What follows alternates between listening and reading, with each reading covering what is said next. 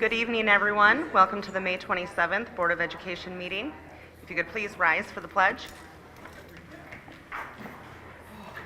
Pledge allegiance to the flag of the United States of America and to the republic for which it stands, one nation, under God, indivisible, with liberty and justice for all.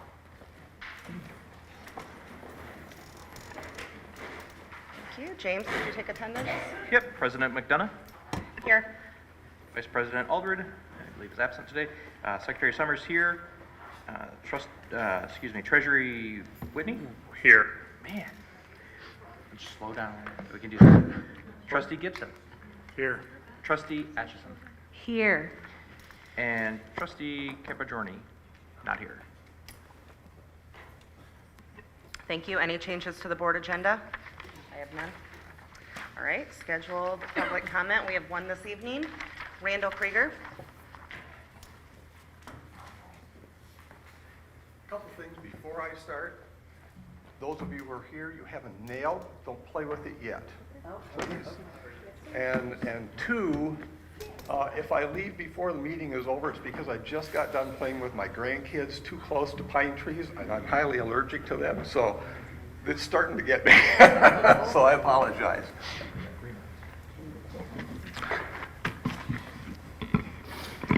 Good evening, and thank you, members of the board and Dr. Milligan, for letting me come this evening and speak with you.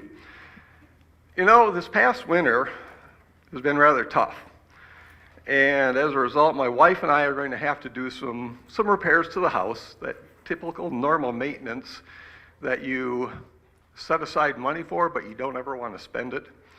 But we have to do it anyway, and I really don't want to spend the money because, you know, it's just one of those things that bugs you. You just don't want to do it. But it's home maintenance. It's things that you have to do. You have to make these repairs because that's part of being a homeowner.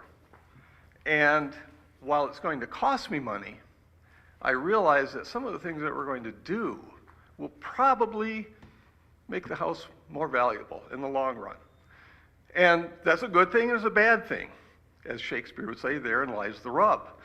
So where's the bad? Well, you know, bad is probably my property values are going to go up, taxes are going to go up, but for you, that's a good thing. You get a little bit more money from me. And that's okay, because my grandkids are here. I don't mind spending that kind of money for my grandkids, for any of the kids in this district, for the teachers. That's what we're here for. That's why we do this. And, you know, I don't want to pay more taxes, but the rational side in me says it's better for the public good. I get things back from these taxes. I get services back, and one of the services is a school. And the school is helping the kids of this district. Now, just like I'm a steward of my house, you are the stewards of this house and all of the houses in this district. And it's your responsibility to take care of them and to prepare for them and to make the upgrades and the necessary changes. That's why we have you here. And it's that responsibility that you have.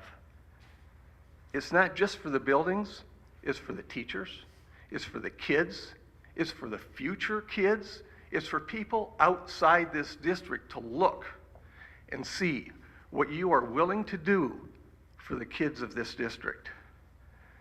Because in order for this district to succeed, you have to pass a millage. And we have a bunch of different phrases that we use with it. Sinking fund. I don't like the term sinking fund because it's kind of negative connotation. I think it's kind of like planning. It's more like a planning fund. We know it's going to happen. We just put the money aside so that when it happens, we can take care of it. That's what you do for your house. It's what I do for my house. It's a good deal. So you owe this to the students, to the teachers, to every person that works in this district. You owe it to them to do this because it creates an atmosphere of desirability to come to this district, which in turn gives you more money. Why? My property value goes up. Everybody else's property value goes up. Businesses prosper because people see from the outside, this is a district we want to be a part of. That is why we have you here to be stewards of this district. Now, to the nail that you have. Back in 1640, the first person attributed with that nail for what I'm going to use it for is George Herbert, a poet. In 1626, somebody anonymously is said to have said this thing, but then again, in 1758, because we don't have to worry about copyrights back then, Benjamin Franklin sort of borrowed it, you know, good old Poor Richard's Almanac. So, take your nail for a second, pick it up, look at it, while I give you these wise words. We've all been waiting to see For this. the want Would of you a mind nail. wrapping up if you could? What's that? Could you wrap up shortly? I We all will. want to hear what the nail is about. But For the thank want you. of a nail, the shoe was lost. For the want of the shoe, the horse was lost. For the want of the horse, the rider was lost. For the want of the rider, the battle was lost. For the want of the battle, the war was lost. And for the want of the war, the kingdom was lost. All for the want of a nail. You have the opportunity, you should seize the opportunity to get this millage passed, to get those nails, to make this district shine, because you owe it to the kids so that they can make their kingdom in the future. That's what they are trying to get their education for the want of a nail, and you are in charge of getting the nail. Thank you. Thank you very much. Okay. Moving into item 4, we have our consent agenda. There's minutes and bills payable. There were no HR updates. Somebody would like, thank you, James. Yep, I move to approve the consent agenda as presented. Support, Mike Whitney, thank you. Any discussion? All those in favor? Aye. Any opposed? Motion carries. All right, item number 5, our superintendent's report. Wow, that was fast. I'm not used to going that quickly. All right, Aaron, do what? Oh, okay, deadlines here. I remember to turn it on, Aaron. Look at that. All right, good evening, everyone. Obviously, we've had quite an exciting couple of weeks with all of the graduations going on. And so I just wanted to stress my appreciation for just everyone, my colleagues here at the board table, my cabinet members. We've attended all of these graduations for the most part. It's such a joy. It's a culmination of all of our efforts, our staff, our teachers, our administrators, our community, our parents. And so I just really wanted to highlight that, because people are like, oh, you got to go to graduation. No, you get to go to graduation, right? It's an emotional celebration. We're celebrating the achievement. Like, some of us get to know the students really, really well, and their perseverance is just amazing. To get to that finish line, that they get to graduate and their families get to see them do that, is just, it just fills me with hope for the future. It's really great.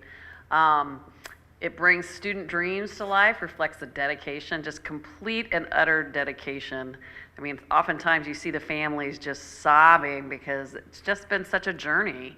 Especially here, we have kids that go to school here, K through 12, and to see the staff see their student during the Legacy Walk, walking through their building, was such an emotional experience for everyone.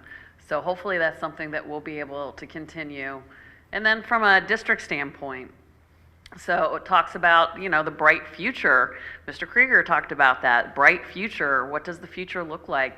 We're looking at it as they cross the stage. It's pretty great. And of course, Daisy loved all of the graduation, so we appreciate that. So thank you to everybody who participated. Putting on a graduation, I'm sure, is no small task. So all of you who were involved in arranging these ceremonies, well done. They were excellent. Appreciate that. All right, the Sutton Foster Awards. What do I have to say about this? So we have Cole Dietker and Tina Call. They were both in Mary Poppins, which I think all of you know I went to so many times. Even did a backstage tour. It was great. And so they were invited, so you have to be invited, to go to this awards ceremony. And it literally was like attending a Broadway show. They did snippets throughout the whole evening of different Broadway shows. There was 150 students from across the state of Michigan who were invited to come. They just looked like they were having a blast, so much fun. The top two get to compete at a national level. Tina and Cole did not get elected for that, but that's okay. They had a great time, made great connections. That's Krista Price, the theater teacher who invited me to attend. It was an incredible experience. So I'm so proud of our students, and I'm so proud of our staff. We also got recognized for our costume design and our set design for Mary Poppins. So I know, that was really great. It was a great evening, so well done. CARES Awards. So this is an awards ceremony celebrating all of the support systems we have in our school district for our students with special needs. Mother Nature did not cooperate. It was cold and it was rainy. So Pam, it was a beautiful ceremony. So many smiles, so much joy. I think there were over 100 nominees, so lots of certificates and all sorts of things from, support staff to teachers to family members to students, just across the board being celebrated. So it was a wonderful evening, even if it was a tad bit chilly. We are expanding our student ambassador program, so superintendent student ambassadors. So those are some of our high schoolers. We had quite a few seniors who graduated, and so you don't see them except for Bailey in the picture. And they went to the middle school. They created a presentation on why middle schoolers would want to be a part of the student ambassador program. They talked to the middle schoolers to answer any questions. We had over 30 students apply, and they were a part of the evaluation committee on who was going to be selected. We were having 2 per grade, so 2 6th grade, 7th grade, and 8th grade. So it was a great learning experience, I think, for them to better understand how do you evaluate something like that. Obviously, the kids' names were anonymous, so it was kind of hard for them because they wanted to figure out who the person was. I said, why does it matter? Look at the criteria. But I gave them donuts, so they were happy. It was good. But yeah, I'm excited to expand this to the middle school. Eventually, we'll have it in all of the schools. We'll have at least 1 or 2 representatives of all schools. And they work with me, they partner with me to keep me informed from a student standpoint, as well as, and this is the exciting part, this is the piece that we're going to be working on. We're going to develop their skills to advocate on behalf of students, on behalf of Oxford. So it might involve talking to legislators. It might maybe go to Lansing and make a few visits to people, just things that they're concerned about, helping them understand so you can complain about it or we can do something about it. And what does that look like? So that's pretty exciting. Amazing group of kids. I went to MASA, New Superintendent Conference, last Friday, and I was honored to be asked to speak to my colleagues in terms of trauma-informed leadership. I think that I mentioned during the interview process, I've pretty much spent my whole career working with communities that have experienced trauma, families, students across the board. And I just wanted to kind of share some of the things that I shared at this meeting, things that are so critical to supporting communities experiencing trauma.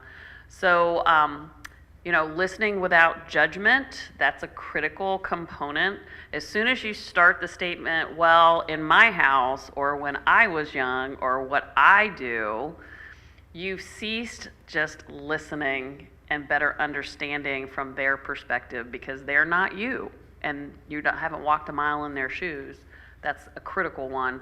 Understanding that each day will be different. This is tough for people to understand because people like routines. Well, when people are experiencing trauma, it's hard to know what's going to show up each day. So you have to be prepared to, shift. You might have our teachers probably could speak about this. You might have a lesson plan for a day. The kids come in, they're not in a good place, and you have to pivot very quickly. They know it well, right? Well, you have to do that from a leadership standpoint as well.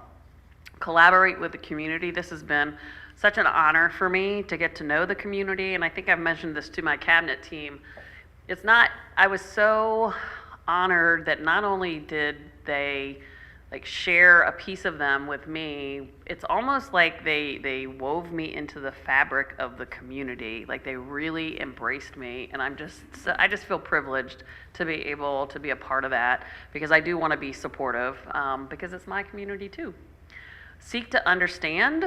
I think so often we approach our work with already preconceived ideas on how the way we want things to go, that we're listening, but we're not really listening. So we're hearing, but we're not really listening to what's at the heart of what people are trying to tell you. And if you just get rid of those preconceived ideas and just listen, you'll be amazed at what you get to know about people because they tend to share. You just have to be able to listen.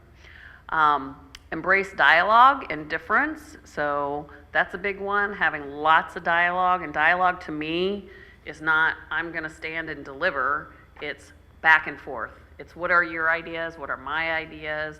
What is the third alternative to both of our ideas that might even be better?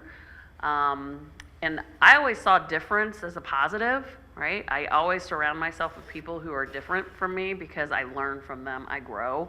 And we complement one another, so that's really fun.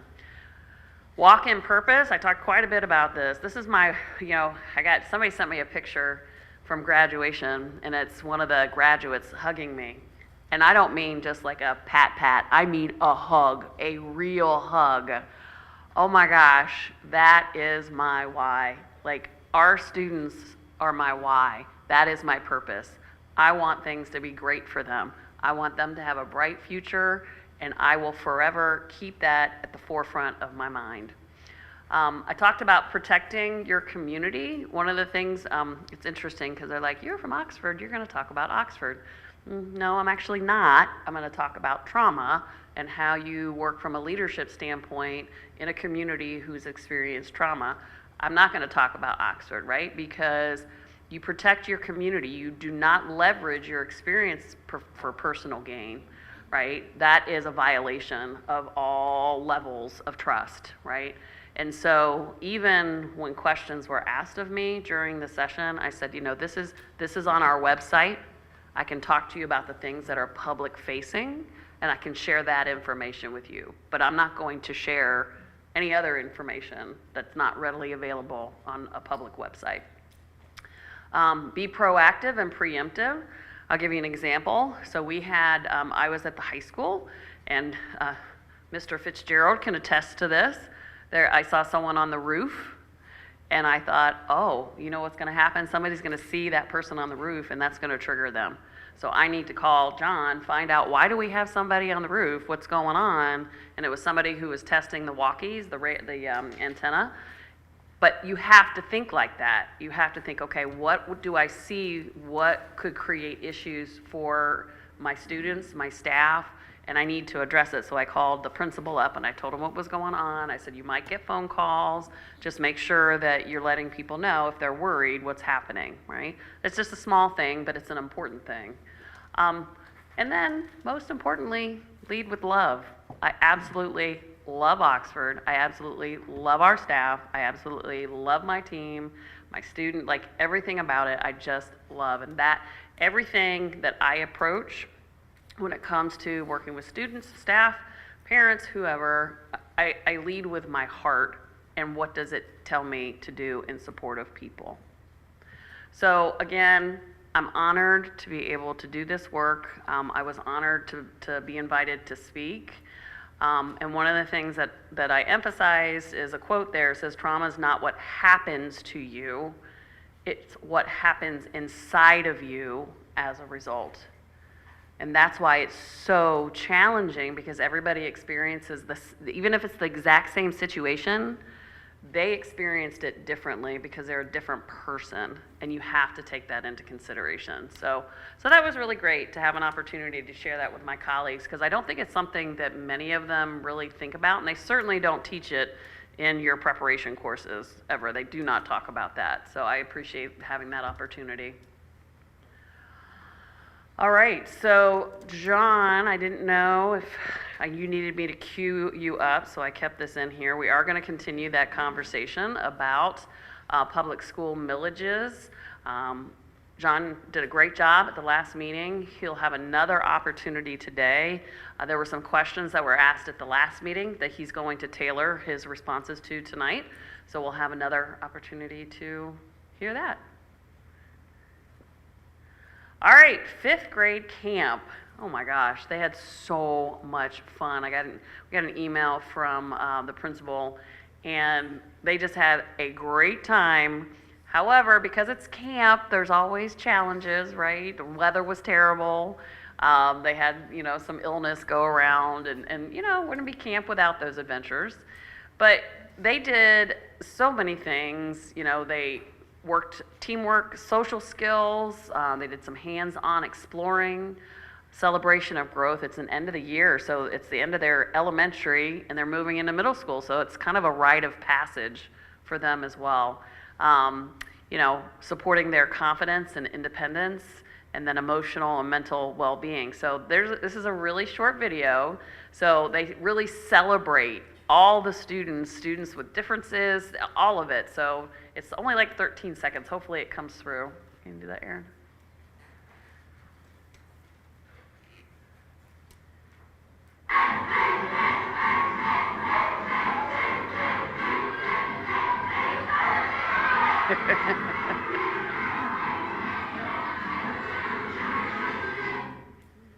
I know, wild and crazy. Who doesn't want to be cheered on by a gorilla? I mean, heck. But it's not just that. I mean, all of the students, you saw the excitement, the celebration. So such a great experience and such a wonderful thing that we do in Oxford. Here is, I'm not going to actually play this video. It is linked if you are interested. It's relatively long. Lakeville had its exhibition last week, and the students did a video that talked about their projects, why it was important to them, why they chose their topic. So it's an inquiry project. They get to pick the topic. They get to design the research. They go out and they collect their data, and then at the exhibition, they get to share what it was they learned and what they found out. So the video, it's about 13 minutes long. It talks all about their projects. They do a little Jeopardy experience where they're doing Jeopardy and asking questions. So one of the questions there was, what inspired you to pick your topic? And then, of course, Buddy. Buddy has to be in there. Therapy dog not included, sorry. If you're hoping for that, you're out of luck. Clear Lake had pancakes with pals.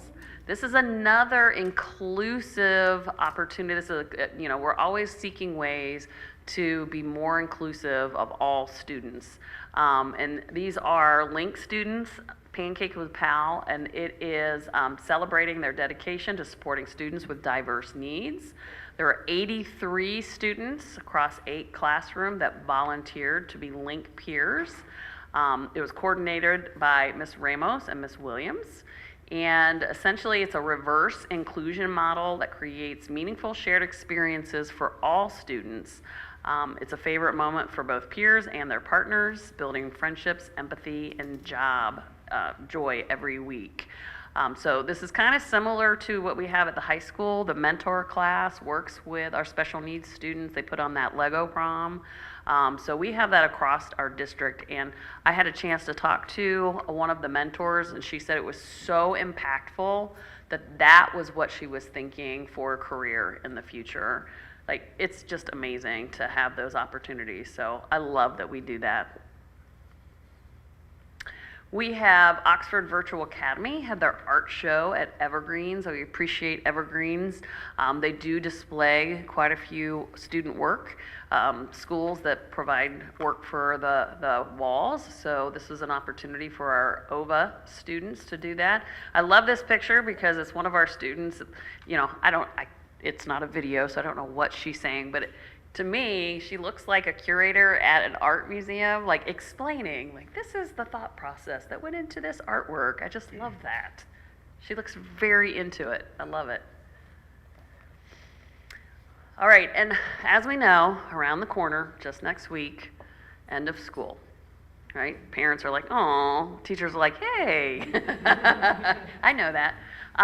So just kind of some thinking around, you know, as students conclude their school year, I'm sure you know this, students are all about routines, and so when routines change, sometimes there can be challenges. So just some things to think about just across the board. So in terms of wrapping up academics, you know, be sure to review grades and assignments, bring things to a close, reach out to teachers if you have any questions or concerns.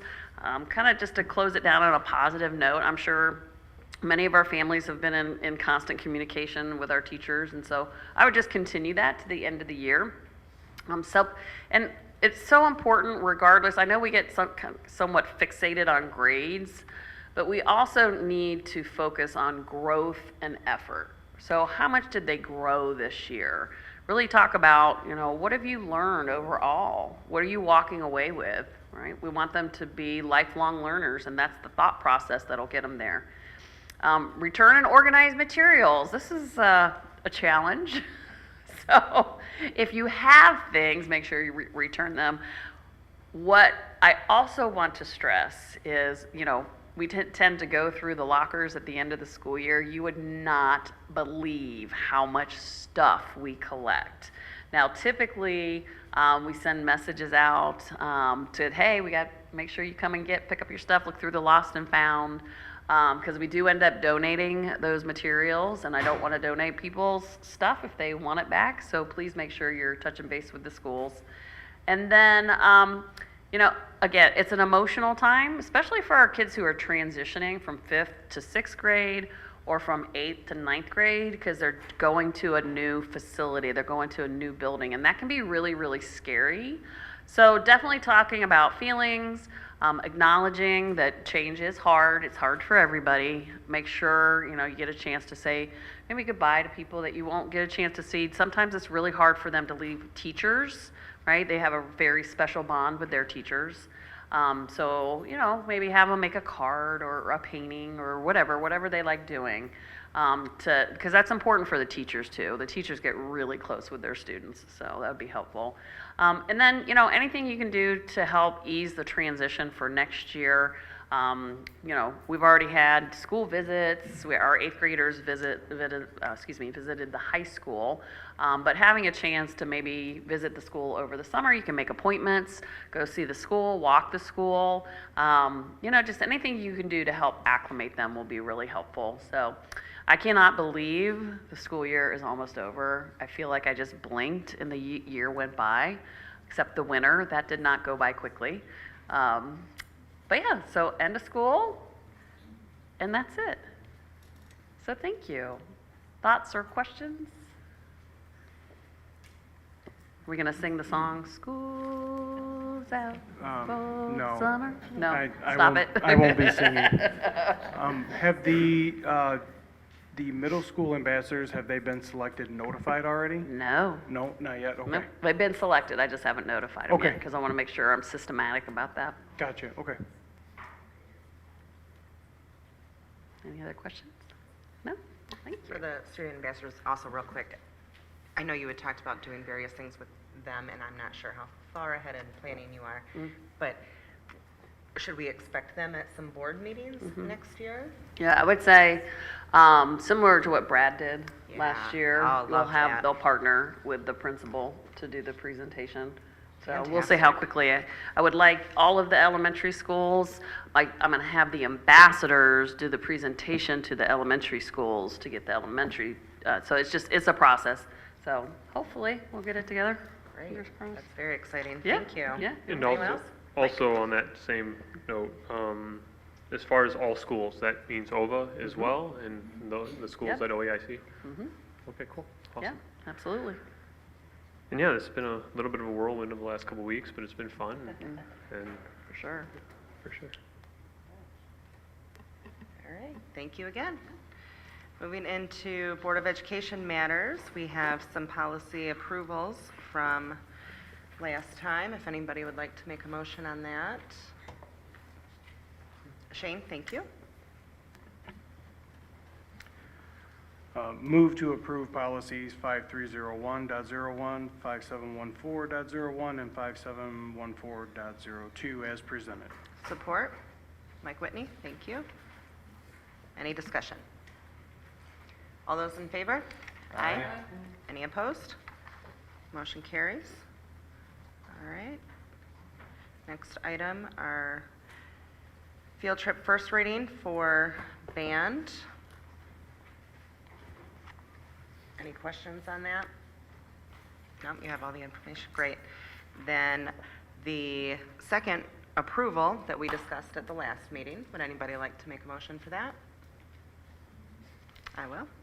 Move to approve the OHS HOSA field trip as presented. Support? James, thank you. Any discussion? All those in favor? Aye. Any opposed? Motion carries. Again, we talked about the OCSBA amendments at our last meeting. Would anybody like to move forward with a motion? Ann, thank you. Move to approve the OCSBA amendment to the bylaws and resolutions as passed, as presented. Sorry. Support? Shane, thank you. Any discussion? All those in favor? Aye. Any opposed? Motion carries. Next, we had touched on moving the location for our June meetings to OES.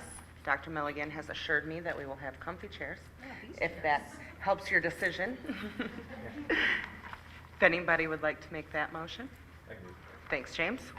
Move to approve the changing the location of the June 10th and June 24th regular meeting to OES. Support? Shane, thank you. Any discussion? Just thank you, OES, for having us, and thank you, everyone here, for accommodating us. All those in favor? Aye. Any opposed? Motion carries. In your packet, you had the 2025-2026 regular meeting schedule. Anybody like to move a motion on that? Yeah, James?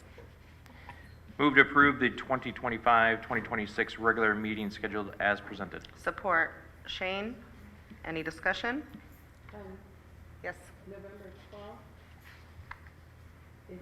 Should it be the 18th? There's no 12th on there, there's 11th. November Go 11th. back. Mine says 12th. Oh. Maybe it got changed. 2024 or 2025? 2025. Okay, so there's an update. Did you print that before? There was an update. Okay, So it's on the 11th. so it's on the 11th? Yeah. Okay, Yes. just making sure, 'cause- No, And there was an good call. April, yep, there was an April date that also changed. So it goes from the 9th to the 7th on April. okay, and then you want 28th, Yeah, there is a current version on Board Book. It's 21st. it's not the 21st, Yeah. okay. And the 7th? of April right? 7th, yeah, yeah. And then when we approve it, it'll go on the website too, they can download it. Okay. Yep. Okay, any other discussion? All those in favor? Aye. Any opposed? Motion carries. Next, we have our Lighthouse Connections Academy nomination. Dr. Williman?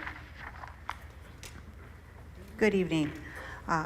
Beth Chandler, who we heard from in January, she serves as our liaison between the Lighthouse Connections Academy. She brought forth a recommendation as our board needs to approve appointments to their board of directors. And so after meeting with the candidate, interviewing her, collecting all of the information, she's gone through our iChat process. Ms. Chandler would like to recommend that Bessie Harris be a member of the Lighthouse Connections Academy Board of Directors for a term that would begin July 1st, 2025 and expire June 30th, 2028. And so that's for your information this evening, and next meeting you will vote. Thank Thank you. you. I didn't see any in the Q&A, but did anybody have questions before that? Okay. What exactly is Lighthouse Connections Academy? It's a just virtual had charter that. school that we authorize. She was She was in on January. Zoom when she presented Okay. a couple of months ago, Might have been one of your first meetings. Yes, Possibly. yes. I'm still getting used to it. possibly. Okay, all right. If you do a search back in Board Book, you can bring those documents back up to refresh your But in memory. January? And Yes. then if you have any additional questions, of course, submit those before. Okay. Thanks. All right, thank you, Dr. Willen. Thanks. Next up, we have our secondary ELA curriculum, and presenting will be Anita. Thank you.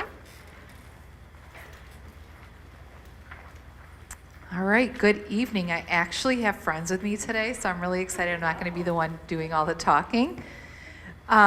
Tonight, we are bringing forth a presentation for new ELA curriculum, so English Language Arts at the middle school and the high school level. I have Melissa Gibbons, who is our secondary ELA coach.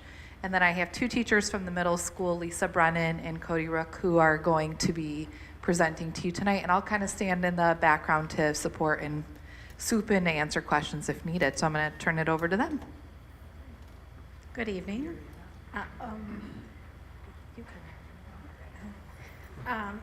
Thank you for having us here. I am the secondary English language arts coach, but I also teach high school classes as well. So I have asked Lisa and Cody to present with me from the middle school perspective. We kind of went in all of this together, but our needs at both buildings are very different. And so I asked them to come present the middle school stance.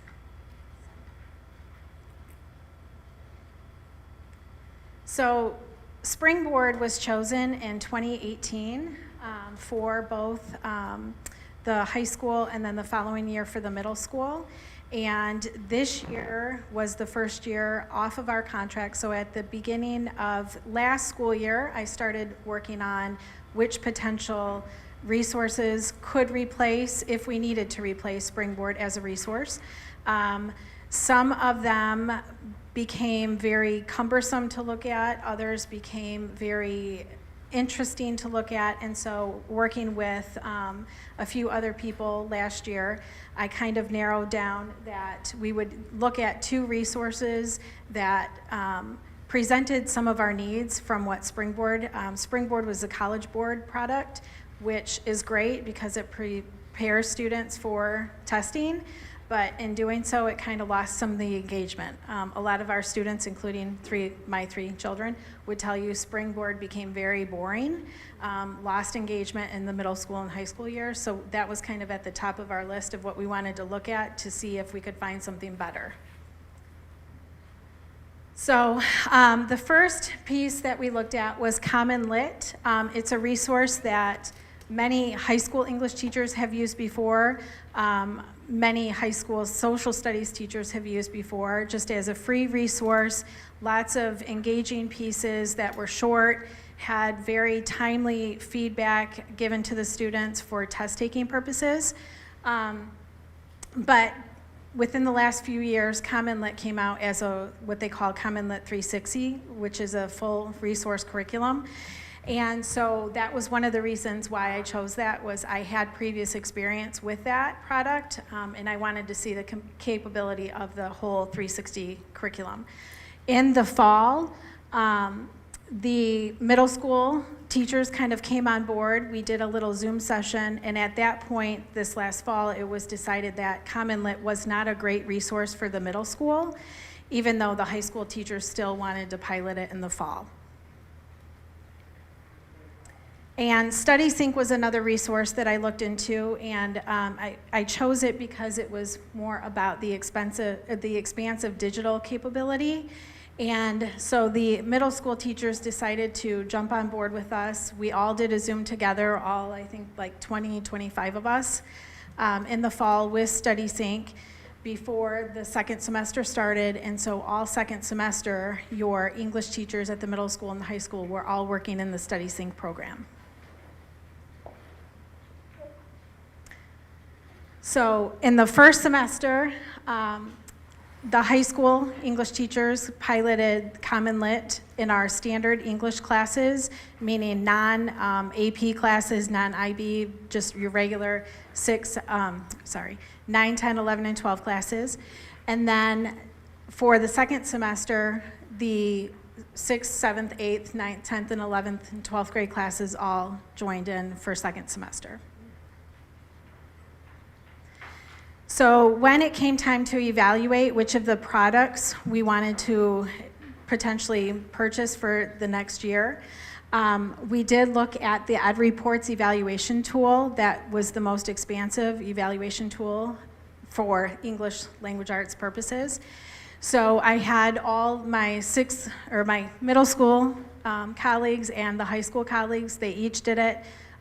The middle school did it for the Study Sync pilot, and then the high school teachers did it for Study Sync and Common Lit. So we had this huge tool to gather information, to look at what was our need. Some highlights, just kind of in general, Common Lit, the lessons were scaffolded to work towards higher learning. Researched practices were definitely very evident in their product. All materials were easy to download, which for some of our teachers was a huge benefit.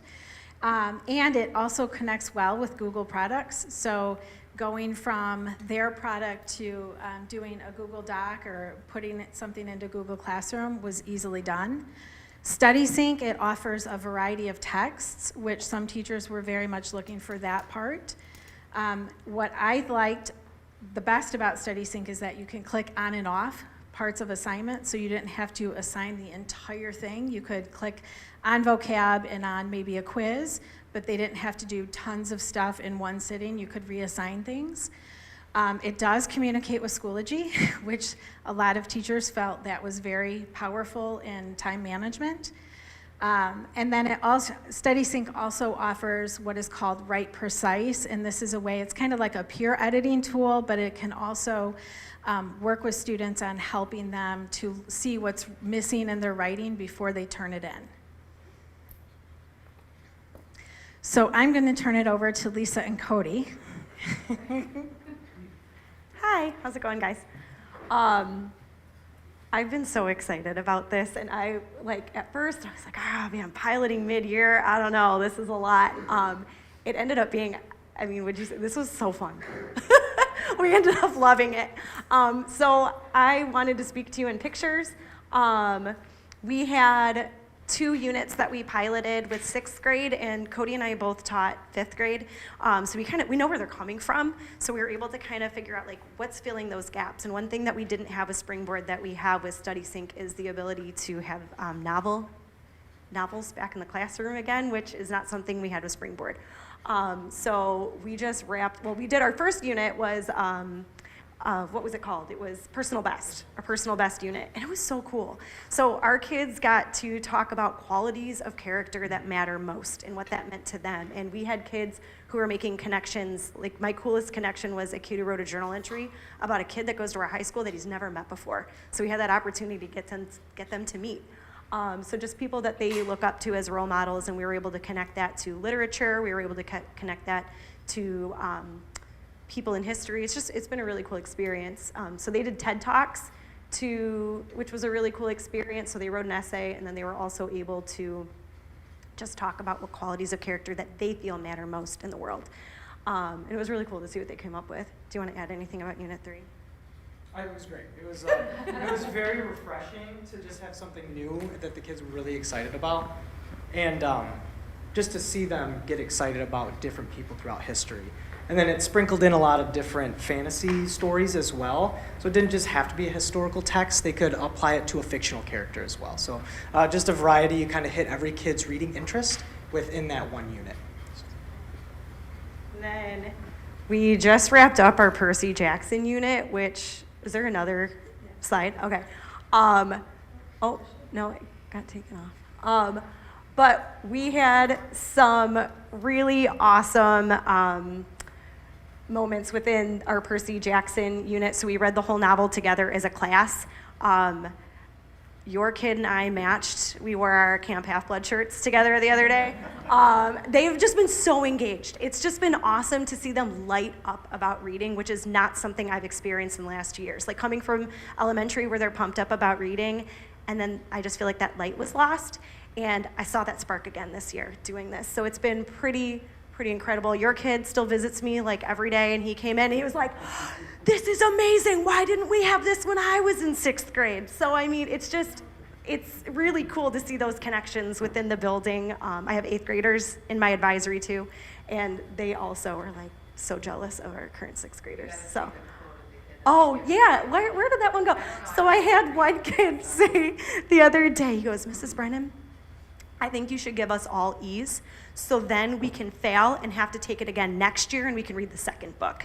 So I mean, like, that's what you want, right? And then I had 2 other kids say, this was the best unit of my life. And I was like, whoa. So, and we're excited because we only taught half of it. So next year we get to start, if you approve, we have another novel we would like to read, Hatchet, and then there's another thematic unit in there as well. So anything you want to add, Cody? For me personally, just picking up a fantasy book would not be something that I usually do. And then to just get excited about that and have the kids be excited about it. You know, you got the kids that think they're too cool to read about Greek mythology, but they're the ones asking the most questions throughout the story. So just to see kids get really excited about something they wouldn't normally pick up was very refreshing.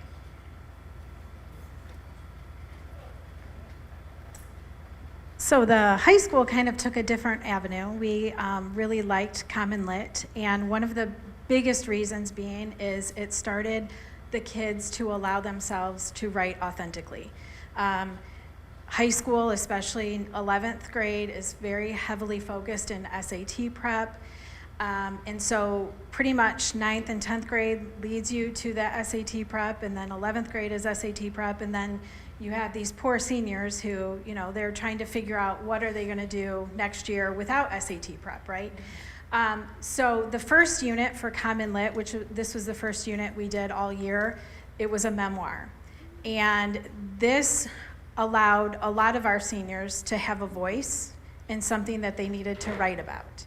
I have 2 examples, 2 very different examples. One, the first student did write about the shooting and our tragedy and kind of that moment in time of her life. And then the second student wrote about, she was a student here years ago, and then her family, I'm not sure why, but they have kind of moved around little by little and wound up back here in Oxford her senior year to graduate.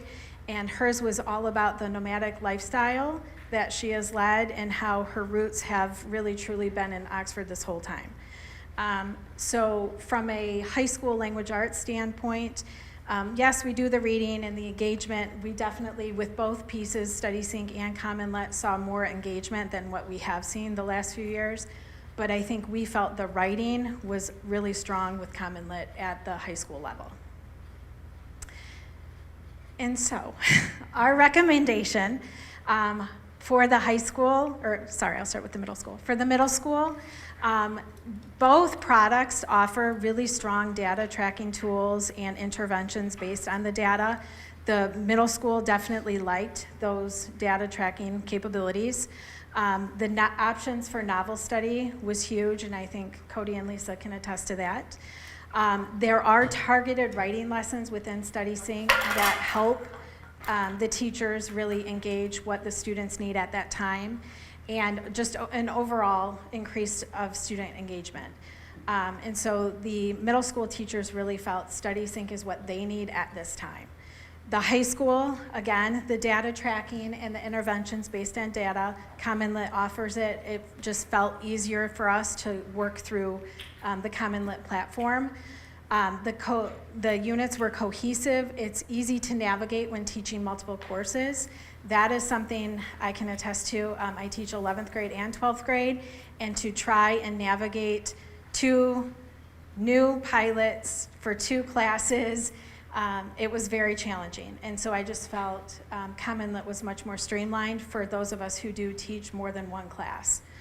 The writing and the vocabulary lessons were embedded throughout the units, and we kind of found ourselves really seeing those light bulbs, especially at the 10th grade level, which is where they kind of push that sophistication of writing, that they're started to get light bulbs in terms of how to make their writing more sophisticated. So even though we have chosen different resources, we have a solid scope and sequence. I'm working with my middle school counterparts to make sure we're not overlapping, but we're covering everything. And I'm also working with Caitlin Martin at OVA to make sure OVA is included in terms of what we're doing and having a whole cohesive ELA program. So. That's it. That's it.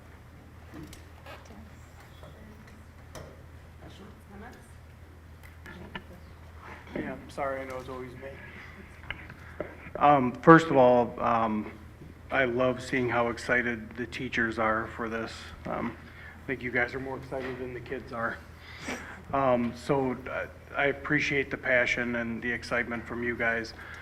Question I have directly related to you guys choosing or requesting 2 different systems.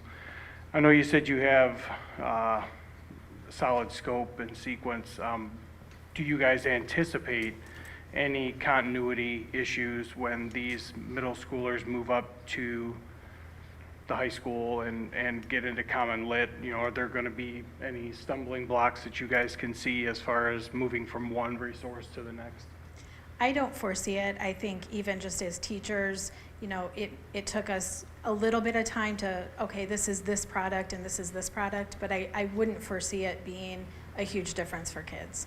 The standards are the same. Yeah. We're hitting the same Yeah. standards regardless of, you know, Which grade product. they're in. And we have a coach that oversees both buildings, which is also And but very I helpful. have also taught at the middle school too. So I'm probably the only teacher that has been in both buildings.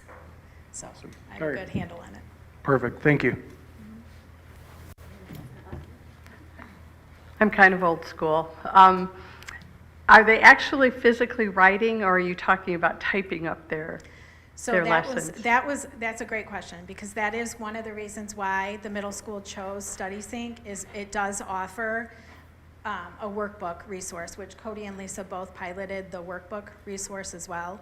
So it is digital components as well as a resource, like a physical resource. So each child had their own physical textbook. Like and it's cool because they're small because they're per unit. So they were able to use those and put the Chromebook aside and just have a physical book in front of them, which was really nice. Same thing with the novel units. They have the actual books. So each child had their own. Are they doing cursive too, or not? That's not us. I didn't know if we were still doing that. So, okay, all right, thank you. I'll add on to just I think the question that you're raising is becoming even especially more important in the age of AI.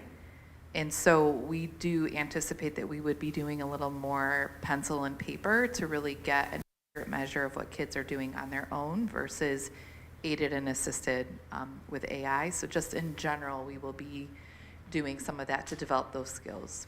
Yeah.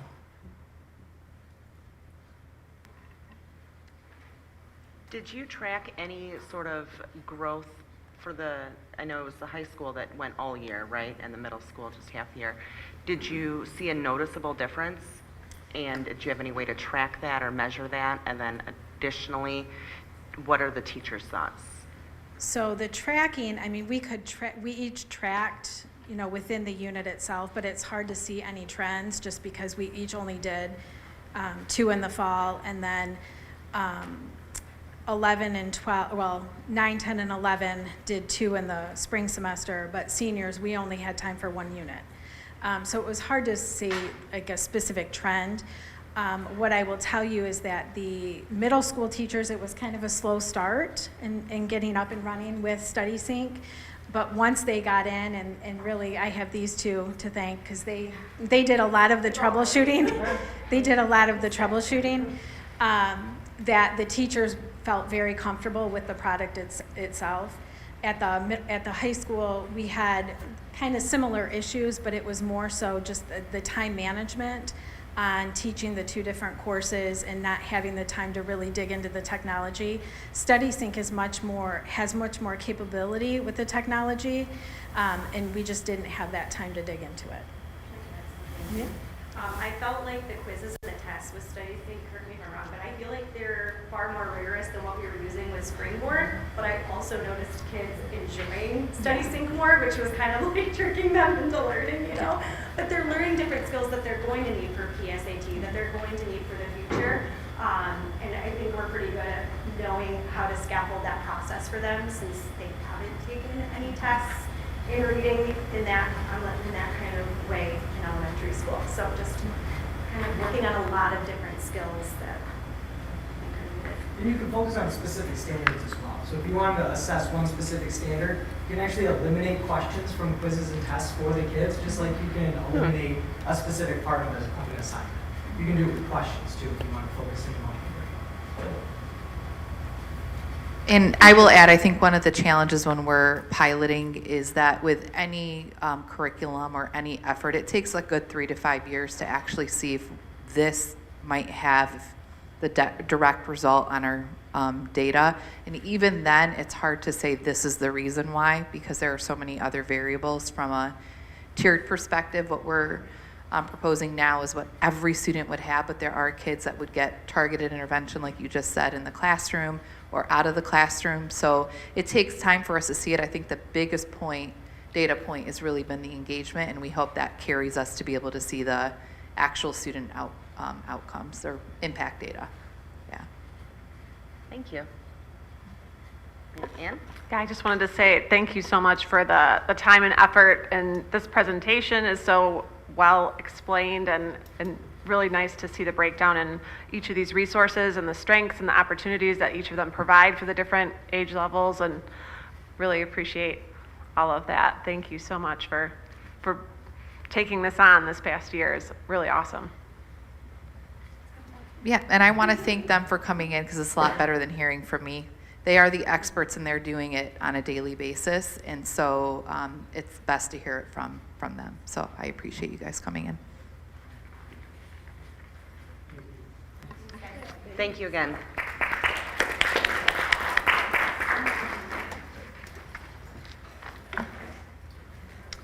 Okay. Item 8, Finance with Mr. Fitzgerald.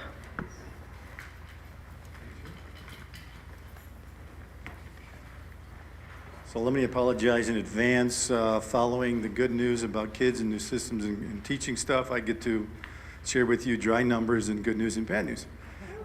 Mostly good news, though. So from a consensus revenue update, they had another meeting this past May, or last week, mid-May. The word of the day there was uncertainty. The biggest driver of the uncertainty is that the actual underlying data, which wasn't bad, it was actually pretty good, whether around growth and employment. In contrast with the sentiment, consumer sentiment, and expectations for buying, so they were kind of in conflict. The sentiment wasn't so good. The consumer data is a little negative. A lot of that has to do with what's going on nationally and in the world economically and all that kind of stuff. But when it came right down to it, the school aid fund, relative to the January projections, are actually doing a little bit better.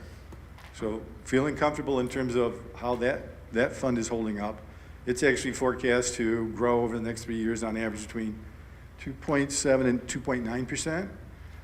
In contrast, the general fund, general purpose fund for the state, not doing so well, which is always bad news for the school aid fund, because when that fund gets in trouble, they usually figure out how to move costs out of that fund into the school aid fund. So that's one thing that all the school lobbyists and everybody with putting any pressure on the state legislature is keeping an eye on, trying to keep them on the up and up, so to speak. The rumor out there is that the general fund carries about $1.8 billion in higher ed costs, university costs, and they've already moved about just under $500 million. If I got that right? Yeah, $500 million into the school aid fund. The rumor is that they're going to be moving another big chunk in to take pressure off the general fund, so that's the thing everybody's keeping an eye on. But specifically, the funding itself for the school aid fund, it started with $1.2 billion fund balance, and it's it's growing from an operational year-over-year perspective good, so we're not thinking in terms of changing any assumptions we're using as to build the coming year's budget. So from that perspective, we are moving forward in terms of what we're going to be presenting to the board in next month. But by the same token, we're expecting to have some kind of surprise. It'll be something. It'll probably, the guess is they're moving more costs into the school aid fund to take the pressure off on the general fund side. Any questions or any concerns that the board may have on the health of the school aid fund?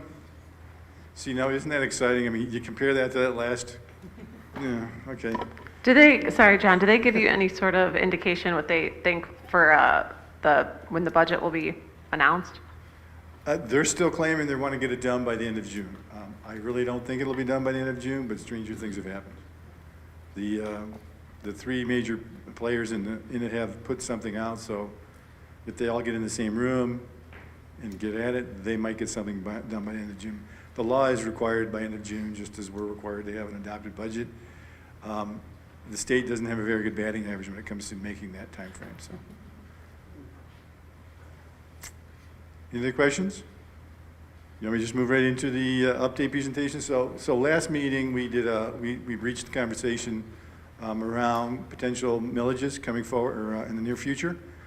My recollection is the last board meeting we didn't have a live stream. There were some issues on that end. So tonight I'd like to go through the similar format that we went through last meeting, and then there's a couple of information pieces added at the back end. That's the questions that come up. So with that said, so the primary district funding source for the school districts, all public schools districts, is the foundation allowance piece. That's the dollar amount that was established through Proposal A back in the mid-90s, that each student is granted, so to speak, or expected to be funded at a minimum. Now, it's not the only funding sources in public schools, but it is the single largest funding source that operates the general funds of public schools. And that foundation allowance is made up of two funding sources. Your local operating tax, which is the 18 mills that districts are expected to levy on the quote-unquote non-homestead businesses in the district. And that's the easiest way to think about a non-homestead business is it's predominantly the businesses in your district will pay that tax. The homestead properties, AKA everybody's home, they don't get levied that 18 mills. But in an election, everyone votes on it. So from a statistical probability of that being passed, it's like 99.9%. I don't want to jinx anything, but it's got a pretty solid chance of passing at sometime in the future when we get it on the calendar. So the other side of that foundation allowance is funded through the state aid fund, which we just touched on. So the pictorial piece in my head here always works well. Here's the bucket representing what a foundation allowance dollar value is per student. So the first wave of funding comes from the operating millage tax that's locally levied, AKA the 18 mills, and whatever's left, like in our case, 18 mills would have generated $852 per student this past year to go into that bucket. And the amount we want to fill up is the $9,608. The balance between the two comes from the state aid process. The challenge we're having as a district, and this is why we want to go back to our stakeholders and ask for an operating millage proposal this fall, is to address the problem we have in the millage that we're levying. The state, when it backfills that bucket, it assumes all public schools are levying the 18 mills. We are levying 17.43 mills because there's existing state tax laws that also came online in the 90s, along with Proposal A, that the mechanism, though complicated and kind of obtuse in many regards, to try to explain, when it's applied, it effectively lowers the amount of millage that you can legally levy. So that's what's gotten the district that we're at 17.43 mills when the state's expecting us to levy the 18 mills. So effectively speaking, we are leaving or shorting ourselves, our general fund, just about $200,000 this year, and each year it grows a bit more. Next year it's like $240,000 if we make no changes, and so on and so forth. So the key difference here too, that when we talk about what the state is reducing, they're reducing the authorized millage, and that's what people actually vote on. So the key piece there is when you look at an operating millage, it's the voters authorizing a millage amount to be levied.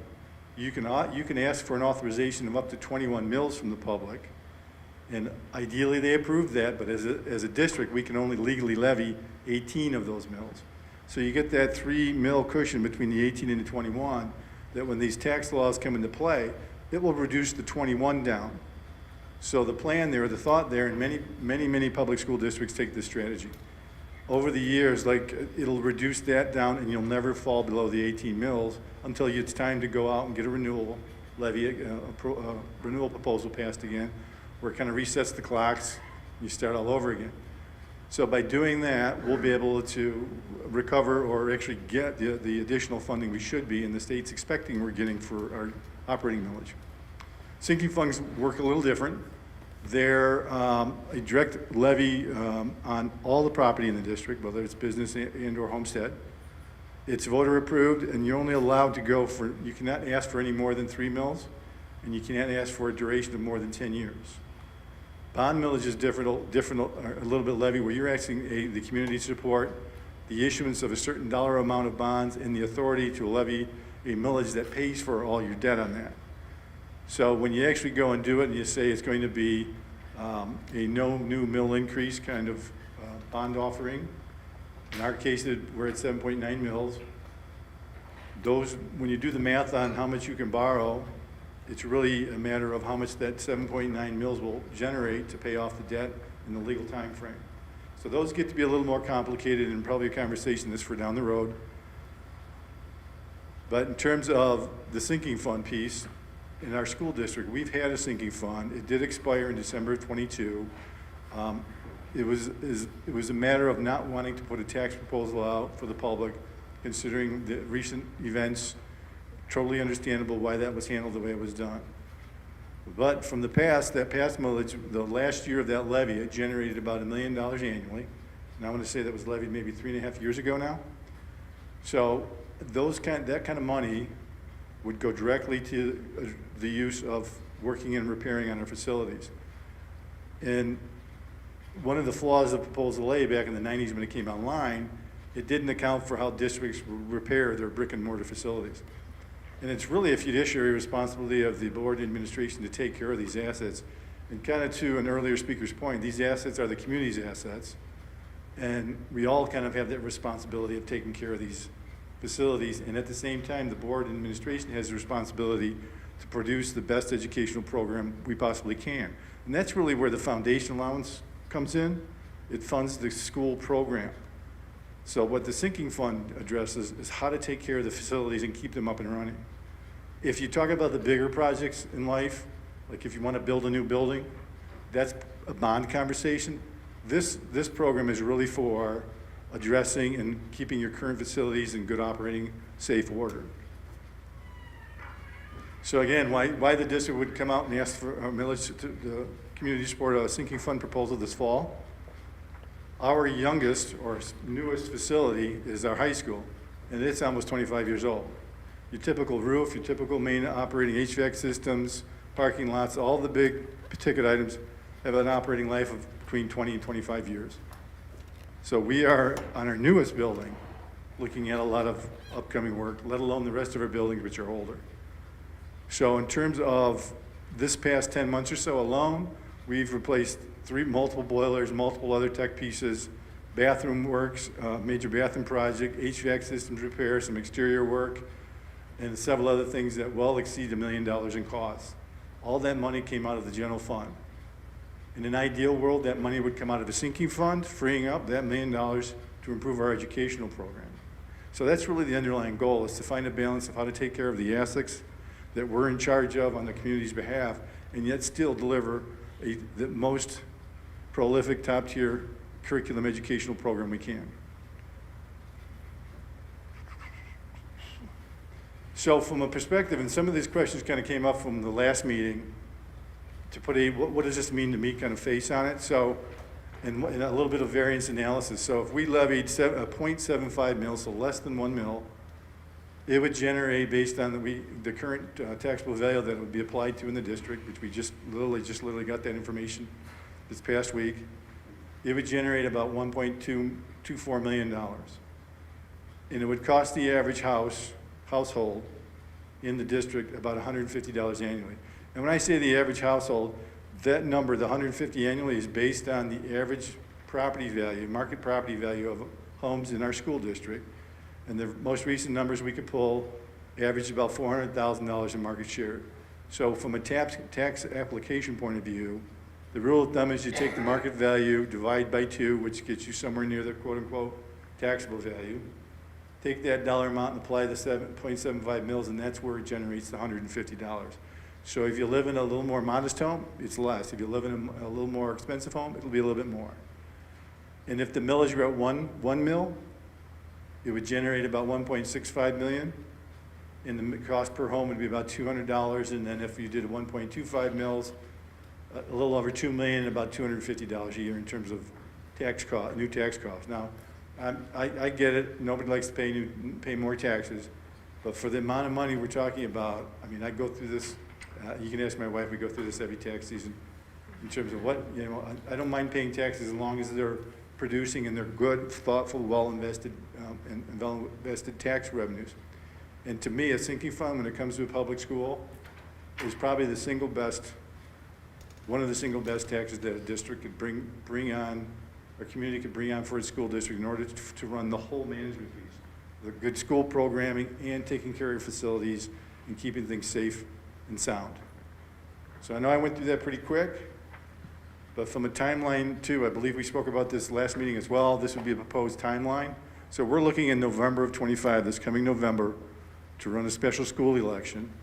So this meeting's in May here. We're doing the discussion piece in terms of what we're really talking about, probably trying to generate questions, because one of the things we want to do is answer forward as much as we can. All the Q&A that we can get in place, though, everybody understands community-wise what we're asking of them and why we're asking it. So from a timeline then, ideally on the June 10th meeting, we'll be bringing a resolution with ballot language for both ballots, a sinking fund and an operating millage before the board for a first reading, first public look, Q&A. We come back on the 24th. Again, another review, second reading, and if it's to the board's pleasure and comfort, authorize those resolutions. And then when that occurs, we will move forward in July and register everything that needs to be done at the county clerk level to get things in place. So that leads us back to the proposed election date of November 4, 2025. One of the things with public elections like this, if there's another entity also running election, and to date we have not seen another one yet, but hopefully there'll be someone else, like a township or other part of our district boundaries. If that happens, then we share costs for the election. If it doesn't, we're prepared to cover those costs. As I mentioned earlier, the amount just from the general fund millage, operating millage, with the passage of that, as a district, we'll be picking up about $225,000 next year in additional taxes that we should have been getting all along at 18 mils, but we're not because we're levying the 17.43, a lower level.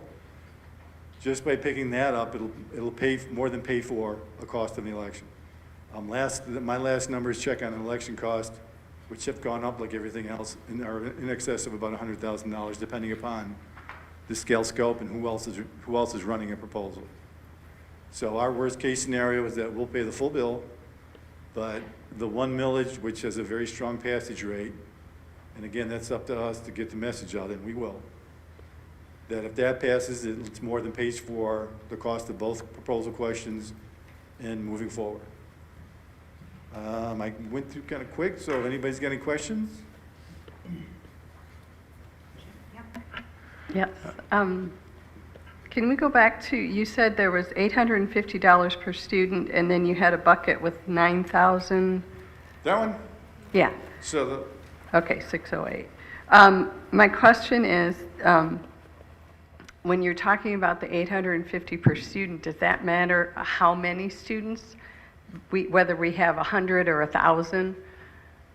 Yeah, that's actually the numerical value of, if you take the 18 mils millage rate and apply it to our eligible tax base, the non-homestead tax base, it generates roughly $6 million, and then you divide that by the number of students, and that's where the 852 comes from. That's actually provided to us from the state. There's a schedule that they put out that says, here's what we're expecting you to get, here's what we're backfilling with state aid, and here's how your foundation allowance is made up. Okay, thank you. Yep. We're not actually getting the 852 though, because we're not levying the 18 mills. We're getting a little less than that per kid. Yeah, John, I guess my question is, I don't know how easy it's going to be for you to answer this, but what if we do nothing? If we do nothing, the current millage rate we're operating under now has got 2 more millage lives under it. So by the time this vote actually comes in, they'll have 1 left on it. So if we do nothing, we'll be doing another millage vote as soon as we possibly can, because that is a millage levy, the operating millage we do not want to not renew. It generates $6 million, and the state, like I said, the state assumes we're going to get it. If we don't get it, we're going to take a $852 per student cut district-wide, so at roughly $6 million, which would be, you know, from a short-term period, practicality, pretty devastating. Right, and so at least from my perspective, and tell me if I have it wrong, but if we do nothing, then we continue to take things out of the general fund. Correct. That should have been out of the sinking fund. I hate that term, but I guess that's what it's called. Yeah, the gentleman used the word planning fund. Yeah, I think I'm going to steal that. So, but otherwise, we will just continue to take from that fund, which is our source of funding for programs, services. Correct. Everything that we stand up here and say that we want for our kids. Correct. And, Okay. and at the rate of equipment failure replacement and systems work we did this year, I don't see that easing up anytime into the future. With the sinking fund, we can get caught up and manage it. And then if you want to get ahead of the game, it's a different conversation, which we'll bring up later. Okay, thank you. Yep.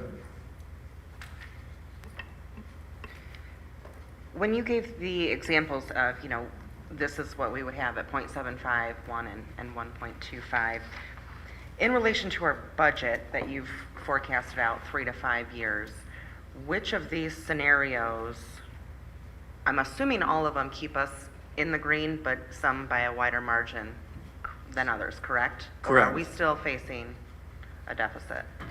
In terms of actual funding for what we should be addressing, this money, all 3 scenarios will address the highest health and safety priority projects that bubble up to the top. Will it address, even at the 1.25 mils, will it address all of the projects and things we should be doing on an annual basis? No. Okay. There's a rule of thumb convention in facilities that used to be spending $3 to $4 per square foot that you have under your management, and we're in excess of $1 million, or excuse me, 1 million square feet in our district, not counting some of the outside work. So in the ideal world, we should be spending $3 to $4 million just to keep things going. Ideal world. No public school operates in the ideal world. We make it work with whatever we can. So any of these scenarios would be a great advance for the operations and management of the district and keeping things up and running. It's going to be a value judgment as to, you know, whether we go on the low end or the high end. If you ask me, as bad as this may sound, I would advocate for the 1.25 mils, simply because I'm in the role of, I know what can be done with this money. But I also understand there's you know, the whole process of community understanding, involvement, and all the politics around taxes and all that stuff. Speaking of that, you mentioned last time, and unfortunately it wasn't recorded, but you had discussed putting on the website financials and what the proposed plan were. And do you, now that we have it broken down into 3, do you intend to provide that based on each of these 3 scenarios, or are you just going with one? Whatever the board decides on, we would go forward with, first of a forecasted planning document, and then add, on the hope, the assumption that it passes in this fall, then we'd start doing the actual work. So we develop a 5-year rolling budget. So that document would be done annually and updated quarterly, and those would be put on the website so people can see where we're spending today and where we anticipate the next 3 or 4 years. We would also do some project-specific documentation, pictures of projects, dollar amounts spent per building, amounts or identification of projects underway. So there'll be some transparency around how much is being spent, the planning of what's being spent, and then physical pictures so you can see it being spent.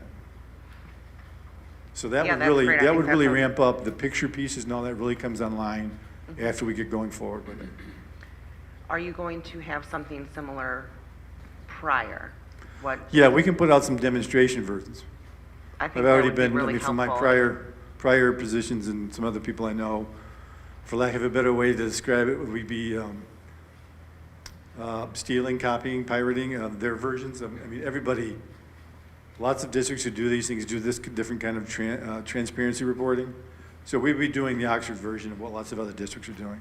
So for the actual forward campaign, we would come forward with, these are the kinds of things that we'd be buying. We know these things are coming due. We are in the middle of, or well, not the middle of, we just really got going on a district-wide facility assessment project. So once that is more wrapped up, it's probably several, I don't want to give a timeline, several months down the road to get some concrete project identifications, needs identifications, and dollar values. That will feed this whole project. So that too will end up being, to the extent it can be put on our website, because there's different versions of it. Sometimes you can get a clean book. Others I've seen where there's literally a binder per building, and there's footprint layout between roofs and parking lots, and what piece of the roof needs to be priority, and all that kind of stuff that if people want to come see it, come on down. We're more than happy to show you what we got going. Yeah, great. Yep. One last quick question, just because it's the only one I did not remember from the extensive projects this year. What was the bathroom project? Where was That was over at the high school. That was actually underway when I came on board. It was about expansion, updating, and I know that several areas, the one bathroom was pretty torn up and aged. So it was basically a renewal, renovation piece, and there was some actual plumbing and some other operating fixes rolled in, but made, you know, the interior was more, it was renovated, updated, and so it's more new looking, so to speak. But it really addresses some plumbing issues and some access issues and things like that. Gotcha. Thank you. That was very helpful. Anybody else? Thank you. Appreciate it.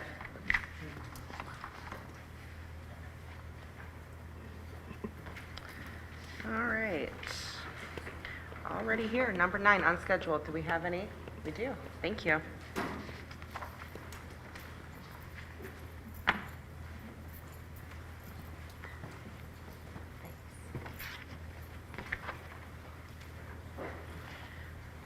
Roman Gasky.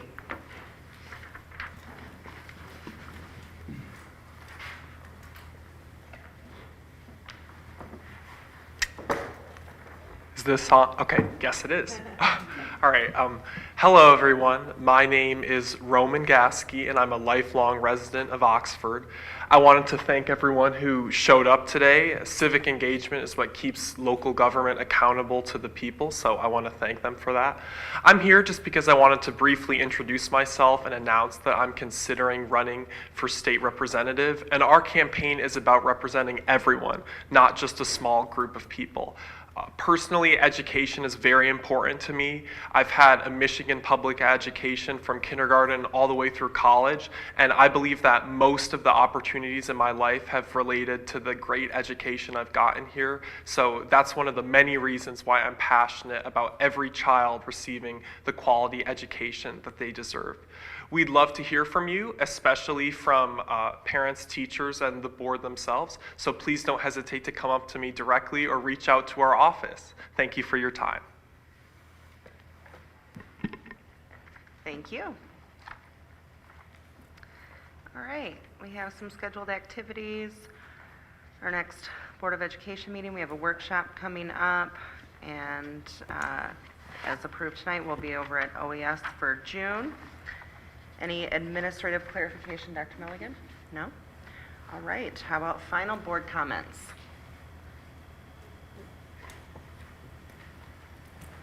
Mike? I mean, just as kind of mentioned after the superintendent report, I mean, this has been a whirlwind of a couple weeks, but it's been very rewarding. It's always an awesome time of year to see both the students be celebrated for their accomplishments, but also seeing the, I mean, we've got we're usually on the stage looking down over the crowd and seeing the parents and those the loved ones, right, and recognizing. And sometimes, like we said, there's times where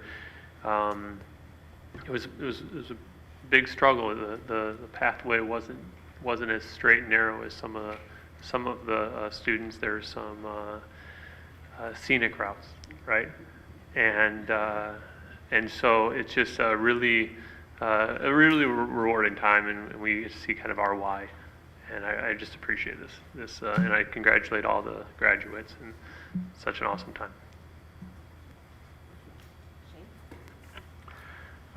Yeah, to kind of echo that, being part of my first graduation at Pine Knob was really cool. I got to be on the stage, so that was pretty awesome. Seen a lot of concerts there, but always from the stands or from the hill. But I did want to speak just directly first and thank John for all the work that him and his team are doing, putting all of this stuff together. I was just whispering to Mike that this stuff is like wizardry to me. So I'm so thankful he puts it into a picture and a bucket that I can understand. So I really hope that the community strongly considers the needs that this district has.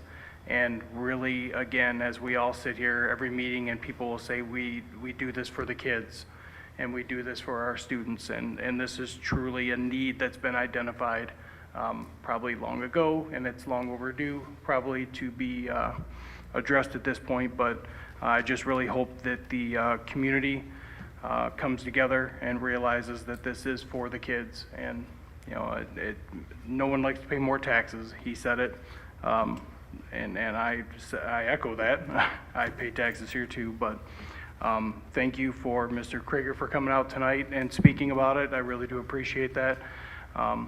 And you can take your nail when we leave. Thank you, I will. Thank you, though. I just wanted to echo a few of the folks that have already spoken, the sentiments about the commencements that have already taken place. I've had some community members reach out to me and express their appreciation and their thanks for an amazing job that's been done, specifically the OHS commencement, just the care and planning that went into that, specifically the adjustments of, I know there was a lot of appreciation for the orange cord, the HANA cord, and the fact that there was just such acknowledgement of the past as well as moving forward for all of our students. So that was very appreciated and expressed to me. I just wanted to share that with everyone here. I'm sure you've heard similar appreciation. So just huge thanks to all of the preparation and planning that has gone into that. The care and the thought and attention to detail has really been noticed and appreciated. So thank you.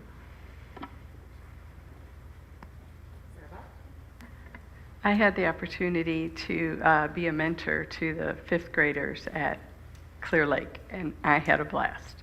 And I got to go to their PYP, and it was just very exciting to kind of reconnect, because I'm a grandma now, and my kids graduated years ago. So, and I had a blast at the Bridges graduation. It was so cool to see how our community is trying to do its best to make sure every kid and every family is taken care of. And I just really appreciate that. And again, I also reiterate how much work it went into for all of these events that we have done. And I appreciate the work the staff and the administration have done.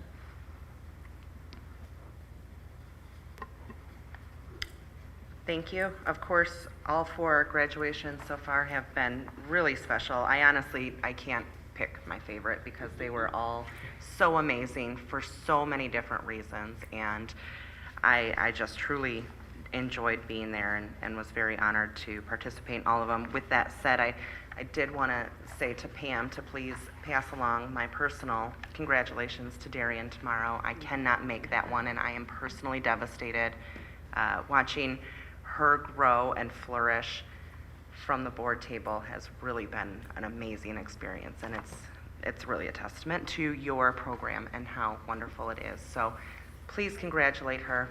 I hope that other members can make it tomorrow. I also wanted to lift up from your presentation that video with Bigfoot. Did you know that was Mr. Ryan who took personal time to go to 5th grade camp because one of the children had talked about possibly seeing Bigfoot. And so I heard that story, and I just thought I would share that to compliment that because I thought that was incredible. So thank you to Mr. Ryan.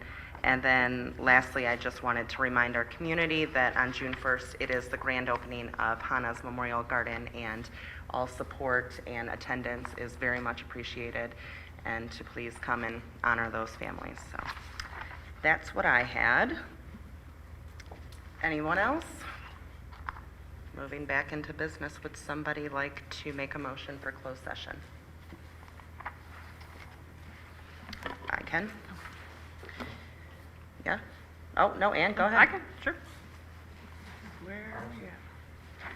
Sorry. Move to meet in closed session pursuant to the Open Meetings Act, Section 8, parentheses 1A, to consider a periodic personnel evaluation of an employee if the named individual requests a closed session pursuant to MCL 15.268, paren 1A. Support. James? Any discussion? Okay, roll call, please. James, yes. Ann? Yes. Sarah Beth? Yes. Mike? Yes. Shane? Yes. Amanda? Yes. All right. Okay. It is 8:05, and we are moving into closed session. Thank you, everyone.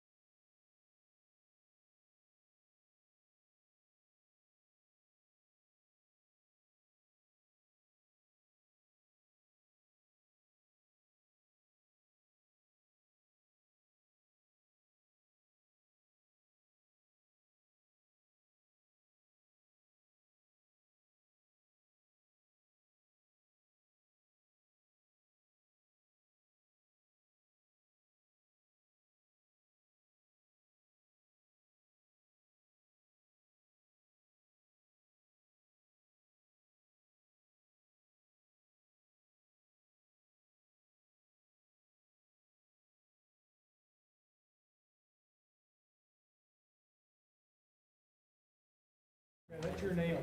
Take that.